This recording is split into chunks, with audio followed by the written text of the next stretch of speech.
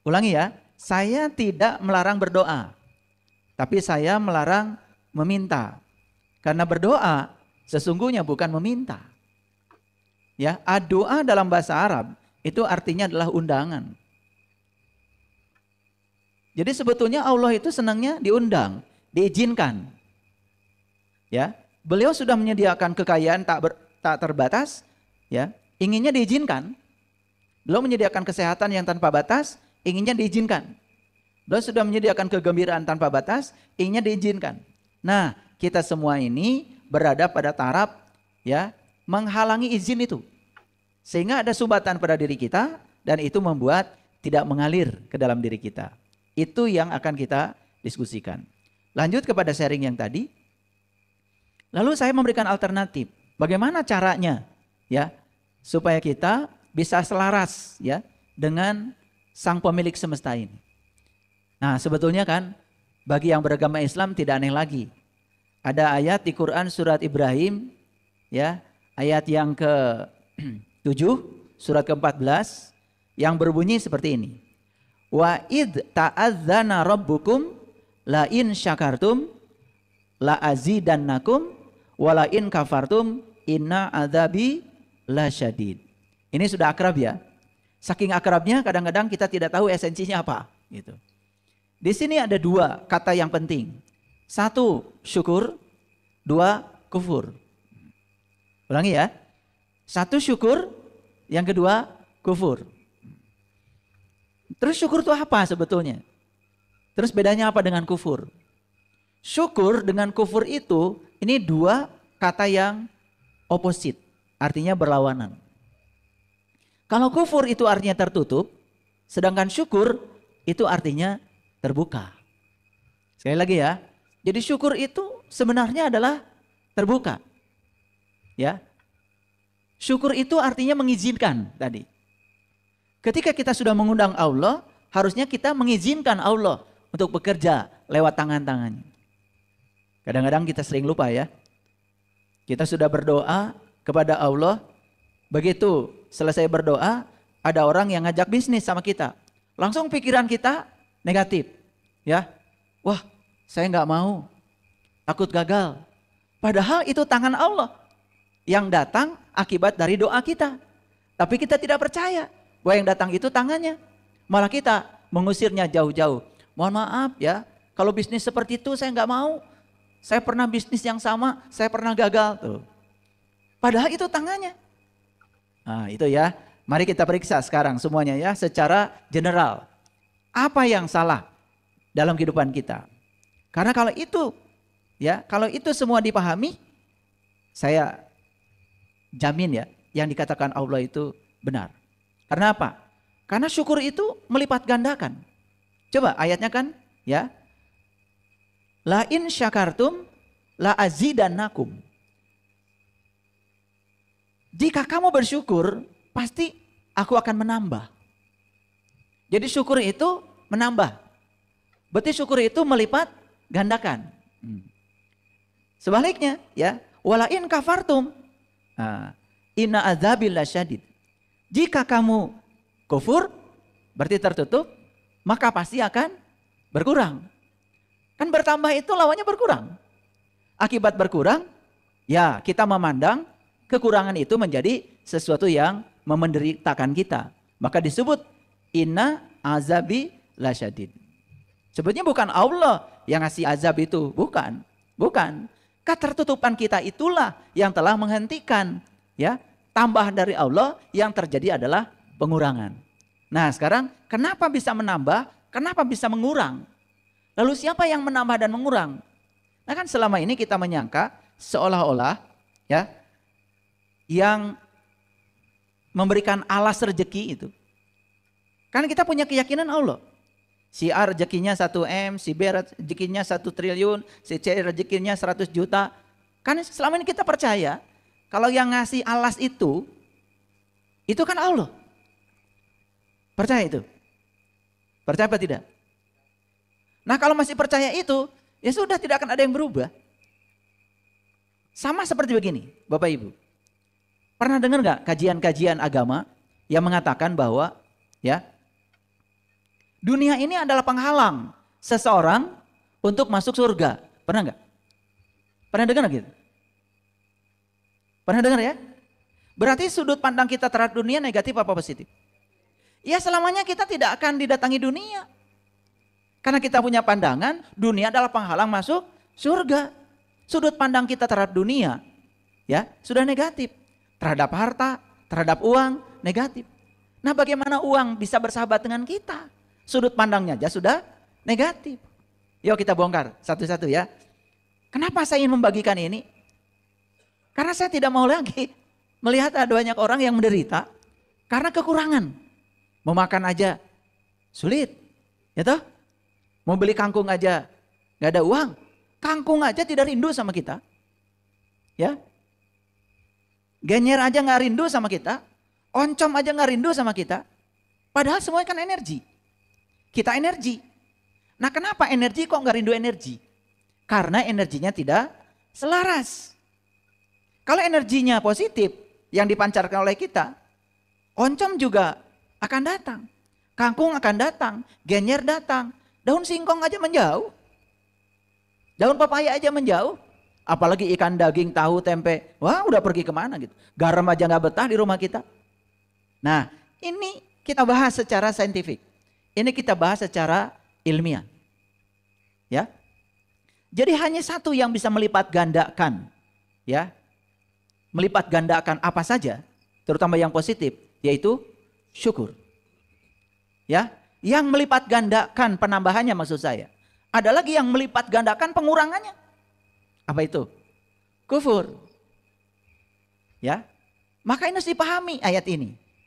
Nanti saya jelaskan ya, urutannya dari awal. Kenapa Allah berfirman seperti ini. Kira-kira itu dulu ya, pendahuluan dari saya. Supaya para sahabat semuanya punya dasar. Ya. Itu Kang Firman. Baik, keren para sahabat. Biar semangat, tepuk tangan sebentar. Baik, Ayah. Terkait ayat yang tadi, surat Ibrahim ya ayat 7. Bahwa ada dua kata di sana yang digarisbawahi yaitu syukur dan kufur ya. Nah, kalau berbicara syukur dan kufur, lepaskan dulu kufur ya. Kita bicara garis bawahi syukur dulu. Pertanyaannya begini Ayah. Kalau syukur itu hanya sekedar ungkapan kata-kata. Saya bisa bicara Ayah ke orang-orang, oh saya sudah bersyukur.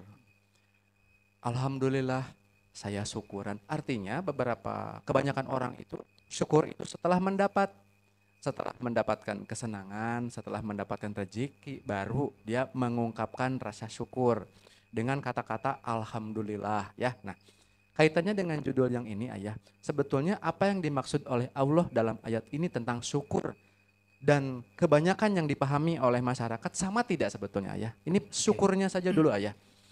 Jangan-jangan itu yang bikin mampet Ayah. Iya betul sekali, ini harus dibahas ya. Tapi saya lanjutkan dulu, tadi ada yang kepotong. Sharing dari Ibu Miske tadi itu. Jadi beliau itu mengubah cara mengungkapkan kata-kata kepada Tuhannya. Yang asalnya meminta, asalnya menjudge Tuhan, apalagi mengatakan bahwa Tuhan kenapa suami saya dikasih stroke. Itu kan menuduh Tuhan. Berarti beliau itu saat itu menyangka bahwa stroke itu dari Tuhan. Nah ketika penyakit itu dialamatkan ke Tuhan, berarti Tuhan sumber apa? Sumber penyakit.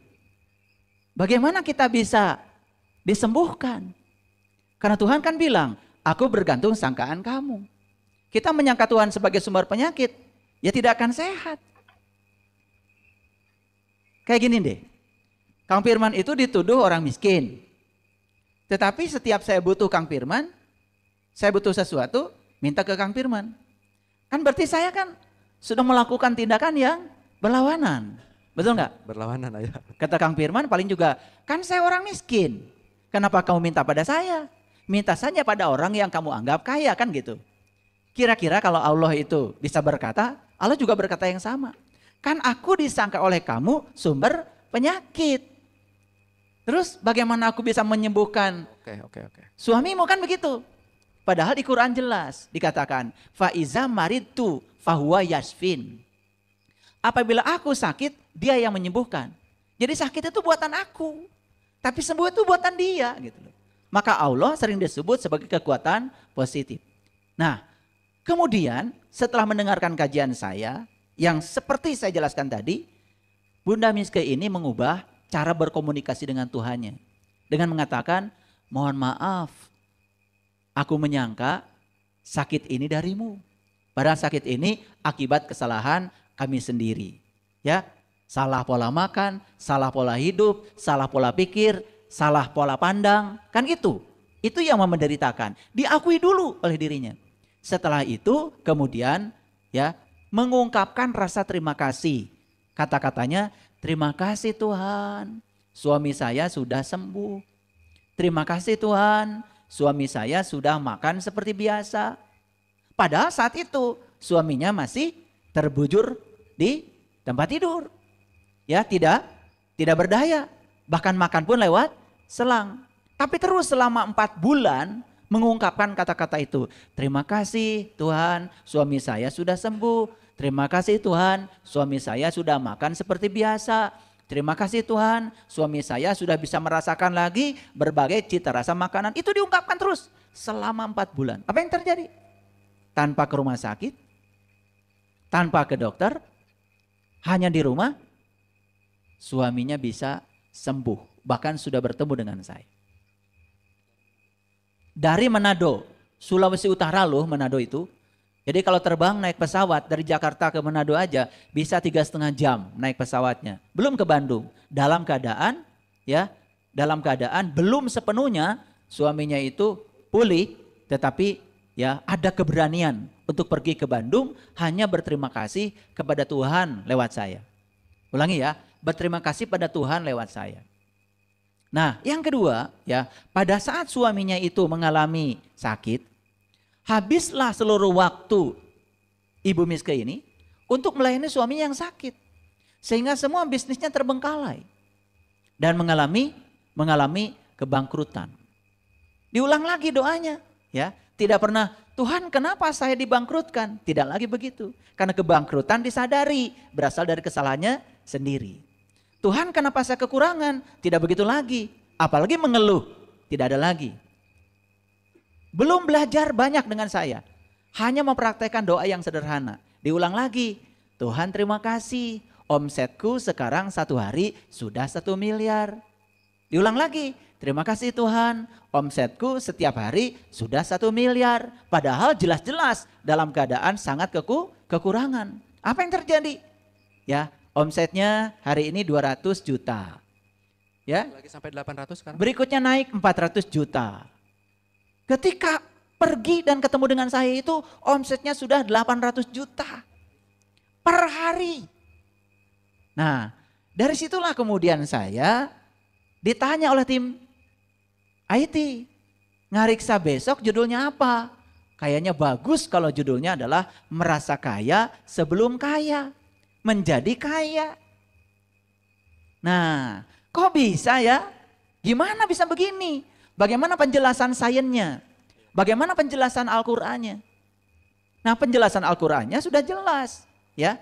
Mohon maaf, kan Ibu Miske yang saya ceritakan itu keyakinannya juga Nasrani. Kitab sucinya bukan Al-Quran, ya. Nah, kalau kebenaran itu universal, artinya dari kitab suci apapun pasti sama. Walaupun menggunakan bahasa yang berbeda, beliau mengambil esensinya. Tidak benci pada Al-Quran, walaupun beliau keyakinannya berbeda. Ternyata karena universal, kan bisa menolong juga. Nah, sekarang kalau yang tidak berpedoman Quran saja tertolong, masa kita yang mengaku pedoman hidupnya Al-Quran, gitu-gitu aja. Masa omsetnya 10.000 dan berkurang terus. Ini pengalinya malah pengurangan, bukan penambahan. Nah, ini yang mau saya sampaikan. Ini kan pengalaman nyata. Nah, pengalaman nyata ini Bapak Ibu terjadi pada banyak orang.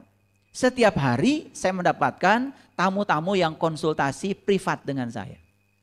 Dan mereka itu banyak sekali bicara secara khusus, mendapatkan mutiara-mutiara kehidupan dari saya dan dipraktekkan ternyata luar biasa. Tentu saja saya sendiri sudah mempraktekannya. Karena saya bukan mau dikenal, bukan mau populer. Saya bicara di sini, saya ingin membagikan pengalaman saya. Barangkali pengalaman ini bermanfaat buat Bapak Ibu semuanya, buat saudara-saudara yang sedang menonton di live TikTok. Coba praktekkan ini, luar biasa. Walaupun ininya itu belum saya jelaskan semuanya. Jadi ya, merasa kaya sebelum kaya artinya apa? Bukan jadi orang sombong, sok kaya. Bukan. Merasa itu adanya di dalam. Ya, itu sebabnya saya kasih tahu. Manusia itu punya 5 tubuh sebetulnya. Tubuh yang paling atas namanya tubuh spiritual.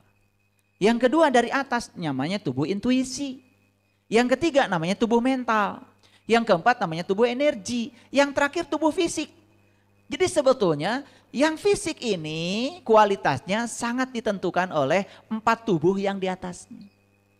Jadi kalau saya ditanya oleh Kang Firman tadi, ya, apakah kemiskinan, ya, keberlimpahan, atau sebut aja realitas, itu fenomena fisik? Bukan. Itu fenomena spiritual, fenomena intuisi, fenomena mental, fenomena energi. Ada yang tersumbat di atasnya sehingga yang ketampuhan buntut maungnya itu adalah fisiknya. Makanya banyak orang yang sakit, mohon maaf. Makan obat penghilang rasa sakit. Apa yang terjadi? Sesaat sakitnya hilang, besok datang lagi. Sesaat sakitnya hilang, besok. Kenapa? Karena dikira sakit fisik itu adalah fenomena fisik. Padahal akarnya itu adalah fenomena spiritual, fenomena intuisi, fenomena mental, dan fenomena energi. Nah yang atasnya tidak diutak-utik. Apa yang terjadi? Akan terjadi hal yang terus-menerus secara berulang. Nah gitu. Kalau begitu, judul ini bisa nggak diekstrapolasi? Apakah kita boleh merasa sehat sebelum sehat? Boleh. Apakah kalau kita boleh merasa kaya sebelum kaya, berarti kita juga boleh merasa sehat sebelum sehat. Dan saya saksikan ya, saya juga pernah namanya manusia biasa ya, mengalami situasi di mana tubuh saya sakit. Dan saya praktekkan itu. Saya kalau sakit gak pernah memberitakan ke tetangga saya sakit. Saya juga kalau sakit tidak pernah memberitakan di grup. Ya, saya sedang di rumah sakit, saya sakit. Bayangkan grup saya itu puluhan ribu. Semua orang dapat berita sakit. Semua orang berpikir saya sakit. Bukan tambah sehat. Betul gak? Karena semua orang berpikir saya sakit. Malah saya sedang mengundang penyakit baru. Menarik ya. Betul gak? Ini hukum tarik menarik. Ini energi. Makanya harus diperbaiki di level spiritualnya. Level intuisinya. Level mentalnya. Level energinya. Jangan heran kan ada orang yang mengajarkan tentang 7 cakra energi dalam tubuh. Kemudian di treatment 7 cakranya supaya aliran energinya mengalir. Ya itu salah satu. Salah satu. Ya. Tetapi kita harus tahu apa sih yang menyumbat aliran-aliran energi itu. Kenapa tersumbat? Nah saya tadi ngasih celetukan sedikit. Bapak Ibu ya. Selama ini kan kita sering menjadi anti dunia. Betul nggak? Kalau orang sedang sungguh-sungguh berkarya di semesta ini, kan kita sering usil. Kasihan ya Bapak Ibu itu menghabiskan seluruh waktunya untuk dunia, kan gitu. Betul nggak? Nah, coba lihat orang yang ngomong begitu, kaya apa miskin? Mohon maaf ya. Dia itu punya pandangan kalau ya dunia ini seolah-olah penghambat bagi dia untuk meningkatkan kualitas spiritual. Bisa nggak dunia ini dipandang sebagai bekal untuk peningkatan spiritual? Bisa apa tidak? Bisa. Bisa nggak Bapak Ibu, uang itu jadi sahabat kita yang dipandang sebagai alat, sarana untuk meningkatkan kualitas spiritual kita? Bisa nggak? Yuk sekarang hapus pandangan kalau uang itu seolah-olah penghambat spiritual. Padahal kita mau belajar spiritual perlu uang. Coba Bapak Ibu mau datang ke Jelekong pakai bensin? Kan gak mungkin ngerampok kan? Pasti kan beli bensin dulu. Coba kalau gak ada uang buat beli bensin, gak ada di sini. Apalagi kita mau belajar pelatihan tingkat dunia, ingin bertemu dengan orang-orang yang hebat tingkat dunia. Saya dulu Bapak Ibu, kalau punya uang, saya tabung, ingin bertemu si A, si B, si C, katanya di negeri ini ada guru spiritual yang hebat. Saya datang. Saya menghabiskan uang miliaran untuk itu. Dan saya tidak mungkin menjadi saya hari ini kalau saya tidak punya waragatnya. Karena sudut pandang saya terhadap uang positif, maka uang jadi sahabat saya. Setiap saya mau pergi kemana, ada aja uang. Tapi mereka yang iri pada orang kaya, ya, usil pada orang yang berada, tidak bahagia lihat orang lain hartanya berlimpah, bahkan di sini benci, apalagi ingin menjatuhkannya. Saksikan orang seperti itu tidak akan pernah dirindukan oleh materi. Jadi dunia ini ya, materi ini ya, mau jadi positif, mau jadi negatif, itu terserah kita. Betul nggak? Yuk sekarang dengarkan kata-kata saya. Segalanya perlu uang. Betul nggak? Uang bukan segalanya, tapi kan segalanya perlu uang. Betul nggak? Betul, uang bukan segalanya, tapi kan segalanya perlu uang. Tapi ingat, uang itu hanya sebagai alat tukar. Dia hanya sebagai alat. Dan uang itu tidak pernah hilang. Coba Bapak Ibu punya uang 100 juta, ya toh? Kemudian beli tanah, hilang nggak uangnya? Enggak, cuma pindah tangan ke tangan orang lain. Pindah dompet aja. Nah nanti dari dompet itu pindah lagi nggak? Pindah lagi, hilang nggak uangnya? Enggak, pindah lagi ke dompet yang lain lagi. Kalau uang itu bisa pindah-pindah dompet, kenapa kita tidak imajinasikan aja? Nanti suatu saat balik lagi ke dompet kita. Makanya saya kalau uang menurut saya suruh pergi untuk berbakti, ya. Mohon maaf ya, setiap pagi saya suka keliling di sana, keliling kampung, bawa uang. Ya udah, saya bilang sama uang, kamu berbakti dulu ya, jadi pembahagia. Ya udah, saya keluarkan, ya, jadi pembahagia dulu. Saya bilang sama uang, ya. Nah, kalau udah selesai membahagiakan, kamu balik lagi sama saya. Alhamdulillah, ajak ya teman-temannya. Gitu. Nah, karena uang itu energi. Kalau dia energi, kita energi. Maka energi itu hanya akan selaras kalau sama frekuensinya. Ya, karena dia energi, kita energi. Maka harus resonansi. Paham sampai sini? Nah, oleh karena itu untuk menjawab pertanyaan Kang Firman tadi, perhatikan kata-kata saya. Bagaimana caranya supaya apapun, uang itu hanya salah satu saja. Kan tidak ada orang makan uang kan? Iya. Saya tadi makan siang, makannya ikan, daun singkong, sambal, tempe, tahu. Ya. Kan gak makan uang. Betul gak? Makanya uang itu tidak pernah hilang.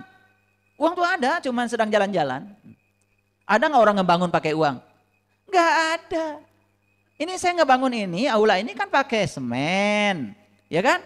Pakai bata, pakai besi, mana pakai uang? Gak ada uang diaduk. Kan yang diaduk itu pasir, semen, betul gak? Nah, kenapa kita khawatir dengan uang? Coba lihat orang-orang yang pelit ya, yang kalau mengeluarkan uang selalu khawatir. Dia tidak dirindukan uang. Saya ingin pesan juga, karena banyak orang yang mengajarkan, kalau kamu berbagi, ya kamu nanti akan banyak uang. Hati-hati. Kalau berbaginya itu transaksional, apalagi ingin mendapatkan balasan, saksikan saya. Semua orang yang berbagi karena ingin dibalas, berarti saat dia berbagi, dia berasal dari perasaan kekurangan. Nah kekurangan akan menarik kekurangan. Makanya ada orang yang merasa sudah berbagi, kok saya berbagi malah bangkrut. Nah karena kamu berbagi menginginkan balasan. Alam semesta ini tidak suka transaksional. Makanya kita diajarkan kullu amrin dibalin la yubda'u bi basmalah fahuwa akto. Setiap pekerjaan lakukan dengan niat saya melakukannya karena saya sedang menjadi kepanjangan tangan Allah untuk menyampaikan cinta kasih Allah. Lepaskan keinginan mendapatkan apapun, apalagi uang. Coba, banyakkah yang masih salah di sini? Banyak apa banyak sekali? Banyak sekali ya. Banyak. Ini masalah sederhana. Tetapi kalau kita angkat, ini pasti banyak yang terkejut nih. Ya toh? Oh pantas, saya sudah berbagi sampai habis dibagikan. Tapi kok balik lagi? Nah, saya kasih tahu. Lihat saya semuanya. Lihat saya semuanya. Memberi, berbagi, hukum alam bukan? Hukum alam. Ulangi lagi. Memberi, berbagi, hukum alam. Lihat sekarang. Matahari memberi apa menerima? Memberi. Pisang memberi apa menerima? Memberi. Kangkung dari kecil sampai besar. Setelah besar, dia sumbangkan dirinya. Memberi apa menerima? Memberi. Ayam memberi. Pepaya memberi. Jeruk memberi. Alam semesta ini hukumnya cuma satu, memberi. Lah kenapa kita mikirkan menerima? Menerima itu sifat alami, bukan diinginkan. Tapi kalau diinginkan jadi tidak alami. Makanya banyak yang memberi kemudian berharap, bangkrut. Nih kan ada tuh yang ngajarin, ada bukunya. Ya, keajaiban sedekah, bangkrut. Karena diajarkan transaksional. Ya, itu salah memahami ayat yang mengatakan kalau kamu mengeluarkan sesuatu di jalan Allah, maka Allah akan lipat gandakan 700 kali. Dia salah memahami ayat itu. Karena dia transaksional. Oh, kalau saya mengeluarkan 1000 dikali langsung dengan 700. Saya dapat 700.000, bangkrut. Kenapa? Melanggar hukum alam. Kan alam itu hanya mengajarkan memberi tanpa syarat. Bahkan memberi tidak ada buat siapa-siapa kecuali buat diri sendiri. Ayah, stop. Ya, kecepatan ya. Jadi gini ayah, ada yang tabrakan tadi dengan program-program di masyarakat secara luas. Begini loh. Hampir semua orang juga tahu, entah sadar ataupun tidak, bahwa dunia itu menghambat untuk menuju kampung akhirat ayah. Ya. Setuju ya? Ngagokan gitu kalau misalnya mikiran uang gitu kan. Nah, padahal itu kan pola pikir ya, bahwa uang dianggap sebagai penghambat. Ya, pola pikir, sudut pandang. Betul. Nah, kemudian ada program-program juga yang ditanamkan, bahkan mungkin dari saya sejak kecil juga mungkin bicara bahwa tong dudunya wae gitu kan, tidak akan dibawa pulang, kita makan pulang ke kampung akhirat gitu loh.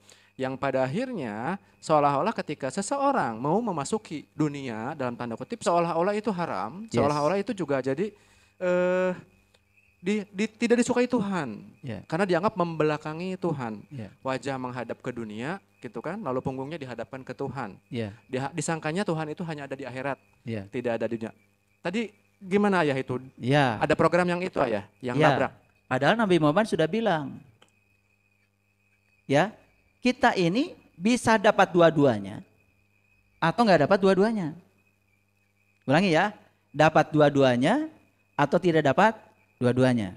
Jadi tidak ada ajaran Nabi Muhammad pun menyatakan dapat salah satu. Kan kita selama ini seolah-olah dapat salah satu. Betul nggak? Korbankan dunia supaya dapat akhirat. Kan gitu. Betul nggak? Bahkan untuk dapat akhirat harus dikorbankan dunianya. Betul kan? Atau korbankan akhirat untuk dapat dunia. Ini salah kaprah. Nabi Muhammad aja mengajarkan dapat dua-duanya atau nggak dapat dua-duanya. Tidak ada dapat salah satu. Yang ada itu dapat dua-duanya atau tidak dapat dua-duanya. Gimana caranya? Saya kasih tahu. Ya. Jadi saya sering membuat gambar ini, sering sekali membuat gambar ini. Saya yakin kalau diulang masuk jadi repetisi. Allah itu sangat senang menyimbolkan dirinya dengan sumber cahaya. Sekali lagi, ini bukan Allah. Allah senang menyimbolkan dirinya sebagai sumber cahaya. Makanya ada salah satu dalam Al-Quran juga Allah mengatakan Allahun nurun. Allah tuh senang ya memanggil dirinya sumber cahaya. Sebut saja ini matahari sebagai sumber cahaya, simbol dari Allah. Ulangi ya, simbol dari Allah. Oke? Di mana kita? Di sini. Situ. Kalau kita di situ, di mana bayangan? Di sini atau di sini? Nah, yang menjawab bayangan di sini berarti harus belajar lagi IPA. Berarti IPA SD-nya itu nggak lulus. Kan bayangan itu sebetulnya sinar yang terhalang oleh benda. Pasti di sini kan? Oke, situ bayangan. Nah, ini Allah, inilah kita. Ini manusia. Manusia. Yang ini di Quran disebut dunia. Sebenarnya saya sudah jelaskan, dunia itu sebetulnya saat ini sebetulnya. Dunia itu bukan tempat sebetulnya. Dunia itu artinya saat ini. Makanya akhirat itu masa depan sebetulnya. Tetapi karena vocab ini sudah akrab di kepala kita, kalau saya bilang dunia di kajian ini yang saya maksud adalah nih realitas gitu aja. Atau saya ganti aja deh dengan realitas. Ya, saya ganti aja dengan realitas. Realitas. Ya sesuatu yang gampang diraba, kelihatan, mewujud, sebutnya realitas. Oke? Tuh. Supaya nggak ketukar-tukar. Nah sekarang lihat saya semuanya Bapak Ibu. Ini apa tadi? Allah. Ini manusia. Ini realitas. Nah di Quran dikatakan ya, innama dunya laibun walahun. Lahun sudah jadi bahasa Indonesia, lahawak. Lahawak itu dari lahawun. Itu artinya sendagurau. Artinya bayangan, ya. Oke, perhatikan saya sekarang. Bapak Ibu mau bergerak ke mana? Mau bergerak ke sini atau mau bergerak ke sana? Ke realitas atau ke Allah maksudnya ya? Ya, mau bergerak ke Allah, mau bergerak ke realitas.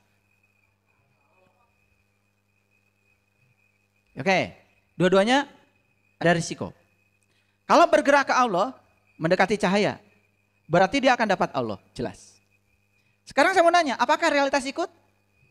Ikut. Dapat satu, dapat dua. Satu dapat Allah, dua dapat realitas. Oke? Nah, sekarang kalau bergerak ke kanan, dapat apa?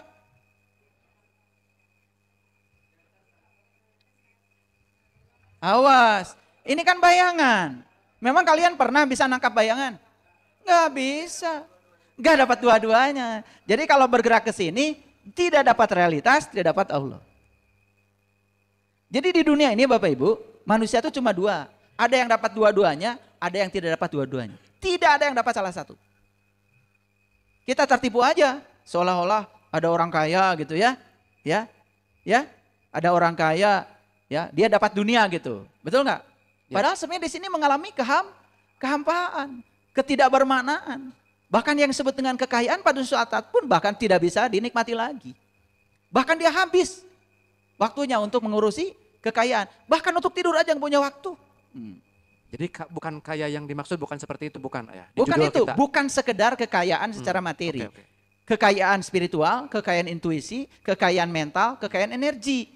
Tetapi kalau yang 4 itu kaya, udah pasti fisiknya kaya. Nanti saya jelaskan ya bedanya orang yang kekurangan dengan orang yang berlimpahan. Jelas sekali sebetulnya, di dalamnya yang berbeda. Nih saya kasih tahu, kalau kerja keras itu berhubungan dengan kekayaan secara fisik, harusnya semua orang yang bekerja keras sekarang kaya. Kenyataan banyak yang kerja keras dari pagi sampai sore nggak kaya-kaya. Betul nggak? Utangnya tambah banyak. Itu kan fenomenanya bukan fenomena fisik. Fenomena spiritual, intuisi, mental, dan energi. Ini yang tidak dipahami. Ulangi lagi, mau dapat dua-duanya, tidak dapat dua-duanya. Oke, gimana caranya supaya dapat dua-duanya? Lihat saya. 1, ya, kita harus punya kesadaran kaya. Apalagi itu ayah? Kesadaran kaya. Kesadaran kaya itu kan tadi, ya, belum ada hartanya, tetapi sudah merasa kaya. Apalagi kalau sudah ada hartanya. Kenapa? Kan kita ini bersama Dia yang maha kaya. Allah ada nggak bersama saya? Allah ada nggak bersama Bapak Ibu? Ada. Coba. Yang paling berharga pada diri Bapak Ibu itu kan sebenarnya nafas. Lah sekarang banyak orang yang tidak merasa kaya dengan nafasnya. Betul nggak? Cocok ya. Lah, ya kan? Karena mengukur kekayaan itu seolah-olah adalah materi. Padahal napas, kalau masih ada di sini, apapun enak. Ketika napas sudah tidak ada di sini, bahkan kekayaan yang disebut oleh orang-orang yang dangkal itu adalah sebagai kekayaan materi, itu nyaris tidak bisa dinikmati lagi. Kenapa? Begitu seorang tidak bernapas, semua yang disebut miliknya berpindah tangan dalam sekejap. Pura-pura aja memiliki padahal tidak sebetulnya. Ya ulangi lagi ke sini ya. Dapat dua-duanya atau tidak dapat dua-duanya. Nah gimana caranya supaya dapat dua-duanya? Perhatikan saya. Supaya gampang saya dialog dengan Kang Firman. Siapa ya? Kang Firman. Ya. Pernah bekerja? Bekerja pernah ya. Pernah. Kenapa bekerja? jawaban saya yang lama ya. Ya. Saya harus memenuhi kebutuhan hidup saya sehari-hari dan keluarga. Yes. Kira-kira Bapak Ibu kalau ditanya oleh saya, seperti pertanyaan saya dengan Kang Firman, bakal sama jawabannya? Sama. Ya. Jadi kenapa Kang Firman bekerja? Ya, kalau saya tidak bekerja, saya tidak bisa memenuhi kebutuhan saya sehari-hari. Tidak bisa bayar cicilan, tidak bisa makan, anak tidak bisa sekolah, gitu kan? Ya. Apa yang menggerakkan Kang Firman? Kan rasa kekurangan. Betul nggak? Rasa kekurangan. Nah, hukum alamnya memahami like attracts like. Rasa kekurangan akan menarik kekurangan. Sama dengan orang yang tadi ketika dia berbuat baik, memberi pada orang lain, tapi berharap sesuatu. Orang yang berharap sesuatu karena pemberiannya, itu orang yang kekurangan. Yang mendorong dia itu memberi karena berharap dia dapat dilipat gandakan. Salah memahami ayat ini. Bayangkan Bapak Ibu, saya aja bisa memahami ayat ini setelah belajar banyak buku. Saya sudah belajar semua bukunya Joe Dispenza. Saya sudah belajar bukunya David Hawkins. Saya belajar bukunya Thich Nhat Hanh. Saya belajar bukunya Carl Jung. Saya belajar banyak buku. Terutama buku-buku neuroscience. Saya baru paham itu mekanismenya secara saintifik. Dan saya buktikan. Ulangi lagi. Tadi saya tanya Kang Firman, kenapa bekerja? Karena ingin memenuhi segala kebutuhan. Oke? Berarti yang menggerakkan Kang Firman bekerja, Allah atau rasa takut? Kira-kira bergerak ke kanan atau ke kiri Kang Firman?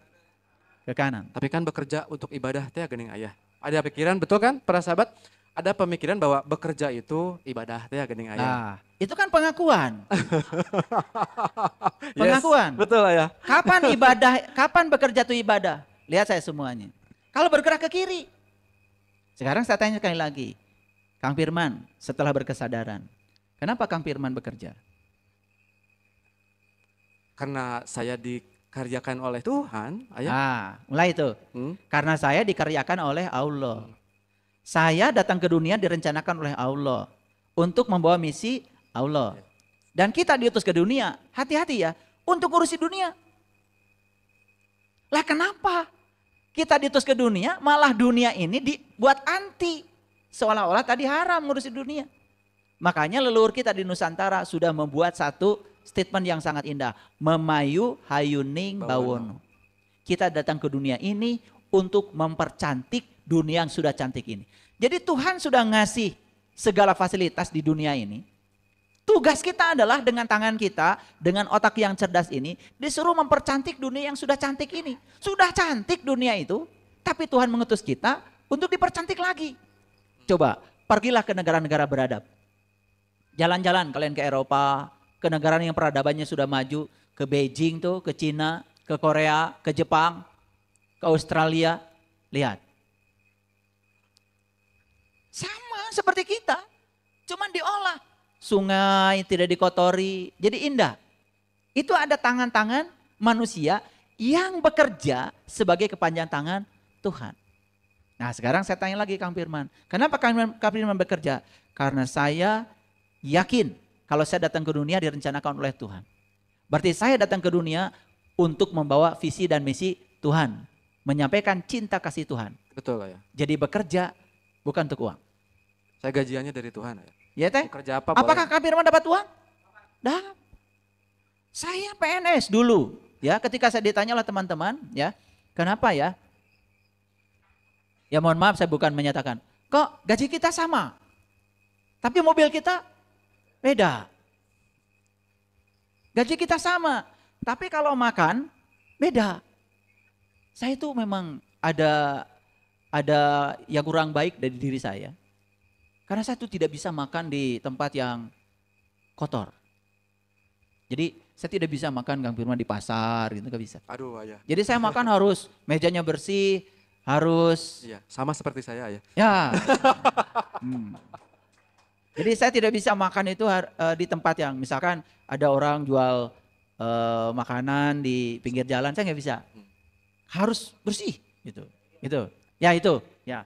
Jadi sebetulnya kan jangan-jangan Allah ya ngasih kepada saya kebiasaan seperti itu ya karena Allah sudah menyediakan fasilitasnya. Betul. Makanya saya pasti akan makan di tempat yang bersih dan mahal. Dan pasti Allah ngasih. Tergantung kita percaya apa tidak. Tapi kalau kitanya tidak percaya, ya sudah. Tidak akan terjadi itu. Kembali lagi, Allah bergantung sangkaan hambanya. Paham sampai sini? Nah, jadi Bapak Ibu, sekarang saya nanya lagi. Kang Firman pernah jualan? Pernah ya? Jualan apa? Jualan pupuk, jualan beras, jualan apa pernah ya? Beras ya? Kenapa jualan beras? Banyak yang butuh ya. Oke. Banyak yang butuh ya? Betul. Gitu. Supaya Kang Firman banyak uang? Tentu ya. Banyak uang ya? Tentu ya. Berarti yang dikejar Allah atau uang? Betul nggak? Ke kiri ke kanan? Ke kanan kan? Bisa nggak kita bekerja jualan berasnya begini? Saya yakin saya sedang dipakai oleh Allah untuk melayani orang-orang yang perlu beras yang bermutu dan harganya pantas. Makanya saya akan jualan beras yang bermutu tapi tidak terlalu mahal harganya. Di situ ada kasih sayang, di situ ada cinta. Dapat uang nggak Kang Firman? Dapat. Bergeraknya kemana tuh? Nah sekarang saya mau kasih tahu kalian. Silahkan kalian mengerjakan apapun, tapi tolong perhatikan. Mau ke kiri, mau ke kanan. Pastikan ke kiri. Kalau ke kiri, mau buka restoran, saya buka restoran. Saya percaya bahwa saya diberi talenta untuk bisa bikin makanan yang enak. Itu karena ini adalah misi Allah untuk saya. Maka ketika berjualan, saya ingin menyampaikan cinta kasih Allah kepada orang yang butuh makanan enak. Yang sibuk, yang tidak sempat makan, yang tidak bisa masak. Dapat uang nggak? Kemana bergeraknya? Kiri. Itu yang dikatakan dapat dua-duanya. Makanya di dunia ini ada orang yang nelangsa ya. Gak dapat Allah, gak dapat realitas.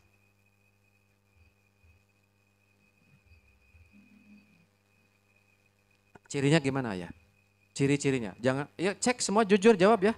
Cirinya ya. Ya cirinya kalau orang yang seperti itu tuh banting tulang. Tulang aja dibanting-banting. Kerja keras, stres, tidak merasa itu kan perasaan kurang terus mendorong. Kemudian jadi serakah. Bahkan bisa mengambil yang bukan haknya. Ya, sebenarnya koruptor itu orang-orang yang kekurangan. Itu yang ciri tidak dapat Allah juga ayah ya. Iya. Ya. Jadi cirinya gitu. Dan orang-orang yang bergerak ke kanan selalu membuat kerusakan di muka bumi ini. Merusak ekonomi negara, membabat hutan. Karena apa? Dia mengalami ketiadaan cinta. Dan syarat untuk kalian bergerak ke kiri, kalian harus punya cinta. Cinta yang dimaksud adalah kekuatan positif. Percaya bahwa Allah adalah sumber kekuatan positif. Yuk lihat saya semuanya Bapak Ibu. Bapak Ibu ini punya Tuhan yang sebenarnya atau Tuhan yang digambarkan oleh pikiran seperti yang digambarkan kebanyakan orang. Oke, yang sebenarnya sudah ketemu? Belum berarti kan? Baru berusaha. Ini kejujuran. Yuk kita sekarang perhatikan. Jangan-jangan kita selama ini menyembah Tuhan sebagai citra dan yang digambarkan oleh pikiran. Bukan Tuhan yang sebenarnya. Jangan-jangan kita selama ini pun berdoa kepada Tuhan yang digambarkan oleh pikiran. Citra, bukan Tuhan yang sebenarnya. Nih saya kasih tahu, sepanjang kita tidak tahu dan kenal kepada Dia yang sebenarnya, kita selama hidupnya akan terus bergerak ke sebelah kanan. Ayah, ini ada yang lucu di online bertanya seperti ini. Ayah, jujur saja saya mencari uang untuk membayari hutang, tapi hutangnya nggak selesai. Contoh sederhana ya. Dia mencari uang untuk bayar utang. Dan utangnya enggak selesai. Kenapa? Perhatikan saya. Like attracts like. Kata utang ada di otak. Dan utang itu frekuensi yang negatif. Makanya begitu ada kata utang di sini, apalagi takut tidak kebayar dan lain sebagainya. Ini sedang menarik energi yang sama ke sini. Akibatnya ada orang yang punya utang bukan tambah lunas, tambah besar utangnya. Karena kata utang menarik semua potensi-potensi dia untuk semakin berutang. Nah, padahal kalau dia yakin Allah yang Maha Kaya sudah menyediakan segalanya di alam semesta ini. sudah menyediakan segalanya. Ya toh? Lalu kenapa tidak datang pada saya? Karena kita tidak mengizinkannya. Ada paradigma di kepala kita, ada doktrin, ada dogma yang menghalangi itu. Misalnya, ya, kita percaya pada omongan kebanyakan orang. Katanya kemiskinan itu adalah takdir. Kenapa Anda miskin? Oh, karena saya memang rezekinya sudah diatur segini oleh Allah. Ketika kita percaya bahwa kemiskinan diatur sama Allah, ya sudah, kita sudah menyangka Allah yang mengatur kemiskinan kita, yang akan berubah. Walaupun kita bilang Allah Maha Kaya, ya rojak, ya rojak, ya rojak, tetap aja. Malah salah ngucapan jadi ya rujak, betul nggak? Iya, malah tambah amburadul. Jadi itu hukum tarik menarik. Kenapa saya bekerja untuk membayar utang, kemudian utang tambah banyak?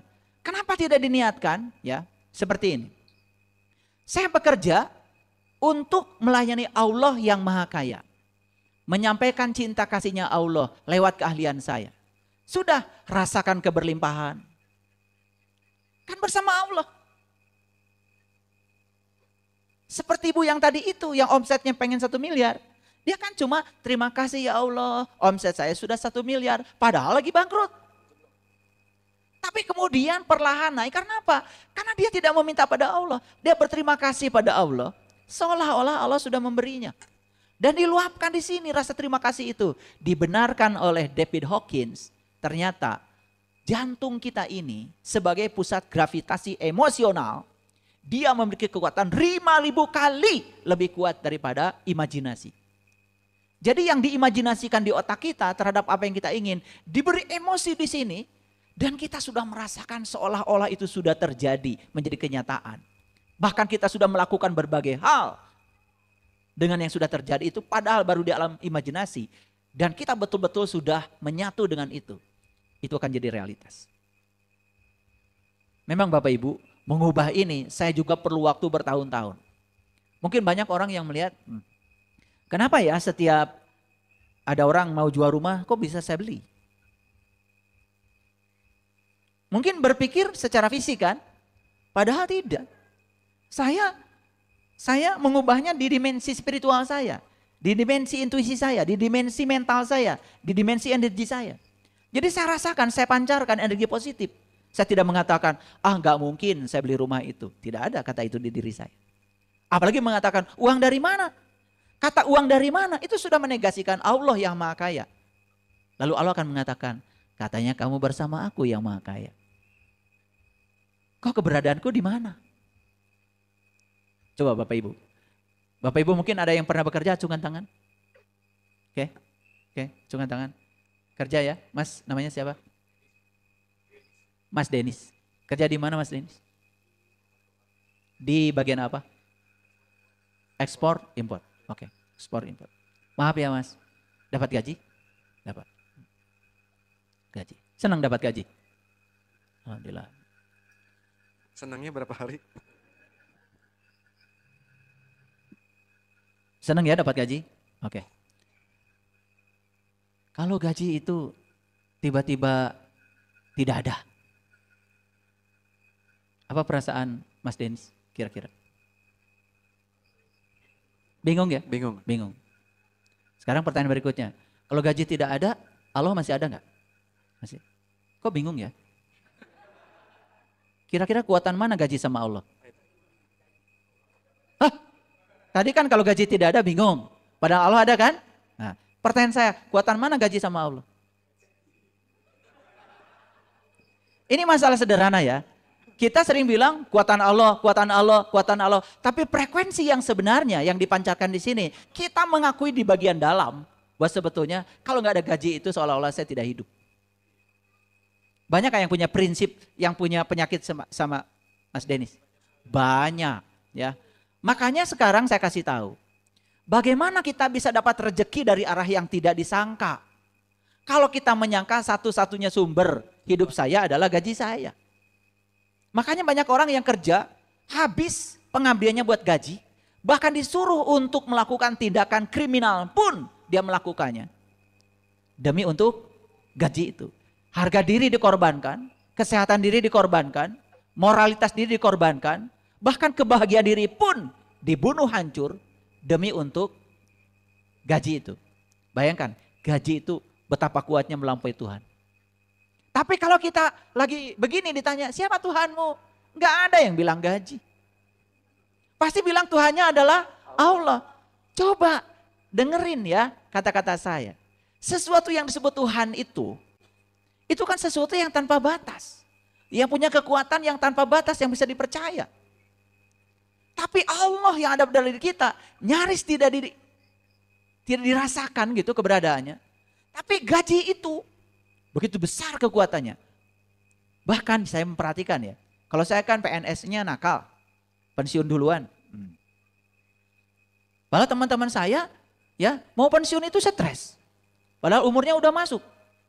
Nih kalau dosen umur 65 mau pensiun itu biasa wajahnya itu kelihatan beda. Kayak menjelang mati lah begitu. Saya ini pensiunnya 65, bisa sampai 70. Dan saya mengambil pensiun dini di usia 58 tahun. Ketika ditanya saya kenapa Anda pensiun? Ya saya ingin jalan-jalan. Udah cukup kan pengabdian saya di kampus. Karena menurut aturan PNS itu yang penting sudah di atas 30 tahun. Sudah selesai.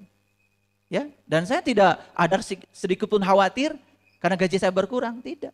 Karena saya percaya, wa may yattaqillaha yaj'al lahu makhraja wa yarzuqhu min haitsu la yahtasib. Saya jadi PNS pun tidak pernah saya menyangka kalau hidup saya adalah gaji saya. Boleh ditanya ya sama istri saya kalau nanti ketemu kalian, ya. Sejak saya PNS, waktu saya menikah, ATM saya langsung diserahkan pada istri saya. Dan saya tidak tahu gaji saya di PNS berapa, naiknya berapa, nggak pernah lihat. Saya kerja aja. Tidak pernah memikirkan uangnya berapa, tunjangannya berapa, nggak pernah saya. Saya punya kebutuhan, ya, wa yarzuqhu min haitsu la yahtasib. Coba bayangkan ya, gaji cuma segitu-gitunya, ya, dan kita menyangka nggak ada lagi yang lain selain itu. Udah jadi Tuhan bukan? Ya. Udah jadi Tuhan. Bagaimana bisa mengatakan wa yarzuqhu min haitsu la yahtasib? Begitu kita menyangka yang menghidupi saya adalah satu-satunya yang bernama gaji. Tidak ada yang lain. Semua ditutup oleh pikiran saya. Berarti yang tidak mengizinkan Allah atau pikiran kita. Tuh, tapi kita nyangka Allah. Wah udah banyak kalian tuh salah sangkanya sama Allah. Pantesan susah. Tuh enggak? Mau beli jaket aja nggak kebeli-kebeli ya. Baru jaket karena bekas lagi, bekas orang. Nah, perhatikan sekali lagi. Dapat dua-duanya, dapat dua-duanya. Clear ya pertanyaan? Clear ya, clear. Silakan. Ada yang mau tanya silakan. Baik, para sahabat di studio, saya izinkan ada dua Ya, dulu. Baik, ini, Bapak, ayah, silakan. silakan. Maju ke sini, Ayah. Maju sini biar suaranya masuk di rekaman. Silakan, Ayah. Perhatikan saya sebelum penanya menyampaikan pertanyaannya. Dengarkan setiap statement saya. Karena setiap statement saya itu pengalaman saya. Ya. Bukan teori-teori bodong yang diajarkan pada orang dan saya belum membuktikan. Ya. Oke, silakan. Ayah. Assalamualaikum warahmatullahi wabarakatuh. Waalaikumsalam Terima kasih, Ayah. warahmatullahi wabarakatuh. Ini teman-teman saya kan banyak ya, terutama orang-orang yang pekerja ya. Di situ ada namanya shift 1, shift 3, shift 2. Dan saya itu disuruh kerja, saya nggak mau. Orang lain tidur, ini kerja, itu di shift 3. Nah, saya mau tanya, sebetulnya mau tanya tuh, dia selalu menjawab gini, meskipun kerja malam, itu kan ibadah. Untuk memenuhi kebutuhan. Kenapa kebutuhan keluarga? Kalau tidak bekerja, kan dosa seorang suami tidak bekerja karena apa? Tidak mau bekerja. Nah, pertanyaan saya ingin lebih jelas yang dikatakan kerja itu ibadah meskipun malam. Cuman itu aja ya. Ya. Assalamualaikum warahmatullahi wabarakatuh. Ya, luar biasa. Ini pertanyaan dari pengalaman ya. Baik, perhatikan saya. Ada yang menarik tadi. Kalau saya nggak kerja sebagai suami, dosa. Berarti dia kerja digerakkan oleh rasa takut. Takut masuk neraka. Makanya hasilnya pasti neraka terus. Like attracts like. Jadi dia berarti tidak happy dong bekerja. Betul nggak? Padahal kita ini bisa happy setiap saat. Saya sering bilang ke teman-teman saya kalau di kampus ngobrol dengan saya, lihat Pak saya tuh tenang aja, tanggal 1 saya tiap hari. Banyak yang belum mengerti, tanggal 1 saya tiap hari gitu. Ya, karena saya tidak pernah menunggu. Saya lihat ya teman-teman itu layu tanggal 15. Betul nggak? Rasanya menunggu tanggal 1 sudah luar biasa. Toh tanggal 1 tiba pun umurnya kan cuma beberapa hari. Tanggal 3 udah layu lagi. Betul nggak? Karena cicilan. Bahkan merasa saat terima gaji itu seolah-olah tidak terima gaji, padahal gajinya udah diambil duluan. Ya tuh? Ya, jadi menarik tadi. Ya, apa sih yang disebut dengan bekerja itu ibadah? Ini saya kasih tahu. Kalau kita bekerja, ya, menjadi kepanjangan tangan Allah untuk menyampaikan cinta kasih Allah lewat peran kita. Ya. Dan tidak ada yang menggerakkan kita kecuali Allah. Ibadah. Tapi kalau bekerja takut dosa, takut neraka, takut kekurangan, perhatikan saya. Itu yang menggerakkan semuanya bukan Allah. Semua yang menggerakkannya selain Allah. Yang dirangkum oleh satu kata yang sangat luar biasa, rasa takut. Betul nggak? Kalau kita bekerja digerakkan oleh rasa takut, sudah jelas, tidak akan ada berkelimpahan. Makanya coba perhatikan, mohon maaf ya. Kan yang terjadi kekurangan terus. Makanya kita sangat mudah sekali terjebak tawaran-tawaran yang menggiurkan yang akan merantai kita. Ada yang namanya bank itu, bank ini. Ada yang namanya pinjaman online yang kemudian akan menjerat. Dan itu kan potensi kita semakin terjerat. Sekarang berapa banyak rakyat Indonesia yang terjerat itu? Karena pada saat mengambil pinjaman itu pun tidak berpikir bayarnya mau dari mana. Betul nggak? Itu namanya judi. Judi itu membiarkan diri kita terombang-ambing dalam ketidakpastian. Itu judi yang haram tuh itu. Tidak ada yang pasti. Padahal bisa nggak dipastikan? Saya gajinya mau berapa sebulan? Bisa nggak? Bisa. Dan saya sudah menentukan pada diri saya. Saya sebulan gaji saya harus segini. Bisa? Bisa. Tapi saya harus menciptakan pekerjaan sendiri. Menciptakan sistem sendiri. Waktunya juga tersendiri. Karena kalau saya kerja di orang, kan saya tidak bisa. Gaji saya pengen berapa? Nih kalau kerja di orang, satu, waktu kita jelas milik orang. Yang kedua, kita harus ikut aturan orang. Walaupun melanggar hati nurani kita. Yang ketiga, mohon maaf, penghasilan kita ditentukan oleh orang. Dan yang terakhir yang berbahaya, kita tidak punya masa depan. Karena kita setiap hari menghabiskan waktu untuk menyiapkan masa depan orang. Makanya apa? Kita tidak punya masa depan. Makanya ketika saya ditanya, kenapa saya bukan berarti saya tidak happy menjadi PNS, menjadi dosen. Saya nikmati. Toh saya juga tidak memikirkan gaji saya. Setelah saya selesai 31 tahun masa pengabdian saya, sudah selesai. Saya mencari area lain yang jauh lebih luas untuk saya bisa mengabdi. Karena saya percaya Allah yang Maha Pengasih, Maha Penyayang akan menggunakan saya untuk tujuan yang jauh lebih luas lagi. Kalau kita percaya. Ternyata apa yang terjadi? Gak ada masalah pensiun. Yang masalah itu kan pikiran kita. Karena ada rasa takut. Kalau gak ada rasa takut gak ada masalah. Asik gak Bapak Ibu kalau ini dibuka rahasianya? Yuk sekarang dibuka sedikit-sedikit ya rahasianya. Ada gak di antara Bapak Ibu di sini yang berbagi ingin masuk surga? Ada gak? Bersedekah. Ada? Ya ada. Berarti kan transaksional. Betul nggak? Berarti kan ini dapat balasan. Semua yang ingin dapat balasan pasti digerakkan oleh rasa kekurangan.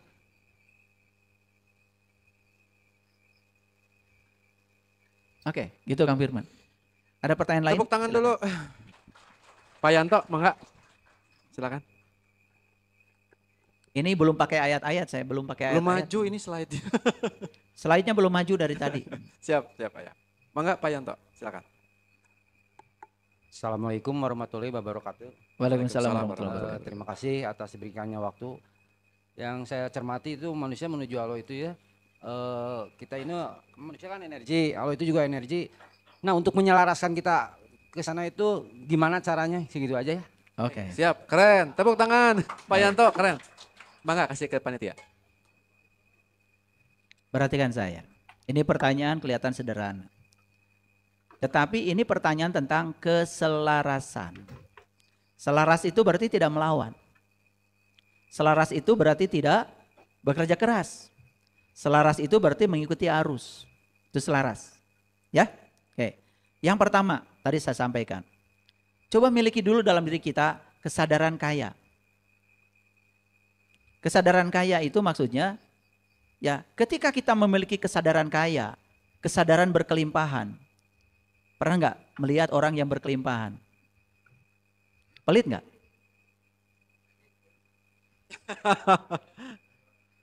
Ada dua jawaban ya Ayah. Ada yang Ya, pelit, ada yang oke. enggak. Ya, kalau orang yang pelit, banyak harta itu tidak berkelimpahan. Saya tidak berbicara orang yang banyak harta. Ya. Cuman kalian tadi menangkap seolah-olah yang saya maksud berkelimpahan itu hartanya banyak. Oke Ayah. Saya sedang berbicara berkelimpahan. Orang yang berkelimpahan itu, ya cirinya satu, tidak pelit. Tidak pernah berhitung. Itu berarti dia sudah punya kesadaran kaya. Yang kedua, ketika dia mengeluarkan uang, dia tidak merasa ada yang berkurang. Tapi ketika mengeluarkan uang, ada perasaan berkurang, itu sudah tidak berkelimpahan. Makanya kita harus cari cara. Misalkan gini, saya nih, kalau bayar cicilan mobil, saya tidak mengatakan bayar cicilan, tidak. Saya menghargai orang-orang yang menemukan mobil. Saya menghargai jasa mereka yang menciptakan mobil sedemikian nyaman buat saya. Bahkan uang yang saya keluarkan tidak ada artinya dibandingkan dengan pemikiran mereka yang luar biasa. Menciptakan ban siapa? Menciptakan mesin siapa? Menciptakan knalpot siapa? Menciptakan interior mobil siapa? Mobil bisa otomatis dari dulu, ya, harus ngejak kopling. Nyamannya luar biasa.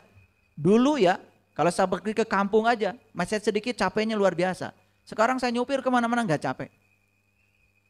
Cuma injak gas aja. Apresiasi. Dan kita selama ini hampir tidak melihat itu. Melihat tagihan sebagai tagihan, betul? Nih pengumuman buat kalian nih, yang suka cemberut ditagih, nggak akan kaya. Itu siapa yang di belakang cemberut? Tapi kalau kalian ketika membayar tagihan PLN, penuh sukacita. Saya tidak membayar tagihan PLN. Karena apa? Baca buku sejarah tentang penemuan listrik dari zaman Yunani. Bagaimana mereka menemukan elektron. Sampai ditemukanlah listrik DC, listrik AC. Ketemu orang yang namanya Nikola Tesla. Yang bisa mentransmisi energi listrik dengan menggunakan sutet.